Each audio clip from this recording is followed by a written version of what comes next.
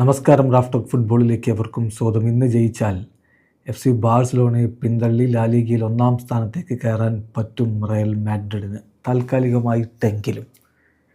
കാരണം ഇപ്പോൾ ഒറ്റ പോയിൻറ്റിൻ്റെ വ്യത്യാസത്തിലാണ് റയലും ബാഴ്സയും നിൽക്കുന്നത്. ബാഴ്സ 1-ാമത്, റയൽ 2-ാമത്. അപ്പോൾ ഇന്നത്തെ കളിയിൽ വിയ്യാറയലിനെതിരെ റയലിന് ജയിക്കാൻ കഴിഞ്ഞാൽ അവർക്ക് 1-ാം സ്ഥാനത്തേക്ക് എത്താൻ പറ്റും 2 പോയിൻറ്റ് വ്യത്യാസത്തിൽ.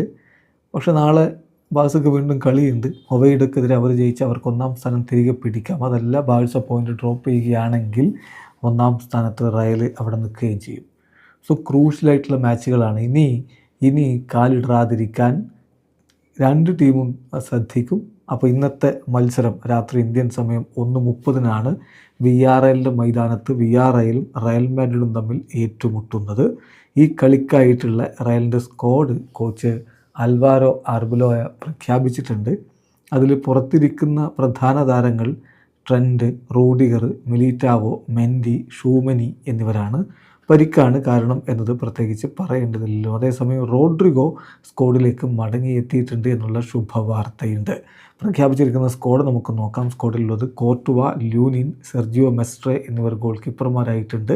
ഡിഫൻഡർമാരായിട്ട് Carvajal, Alaba, Asencio, Carreras, Fran Garcia, Huijsen, Diego Aguado എന്നിവരാണുള്ളത്.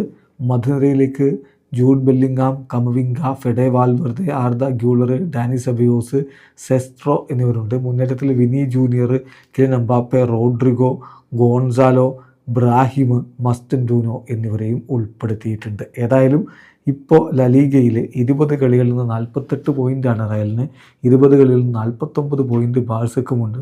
So കട്ട മത്സരം നടക്കുകയാണ്. അപ്പോൾ ഇന്നത്തെ വിജയം റയലിന് താൽക്കാലികമായിട്ടെങ്കിലും 1-ാം സ്ഥാനത്തേക്ക് എത്തിക്കും. അതിന് കഴിയുമെന്ന പ്രതീക്ഷയിലാണ് ആരാധകരുള്ളത്. വീഡിയോ അവസാനിക്കുന്നു. ഫുട്ബോൾ ലോകത്തെ കൂടുതൽ വിശേഷങ്ങളുമായി റാഫ്റ്റോക്സ് എത്താം.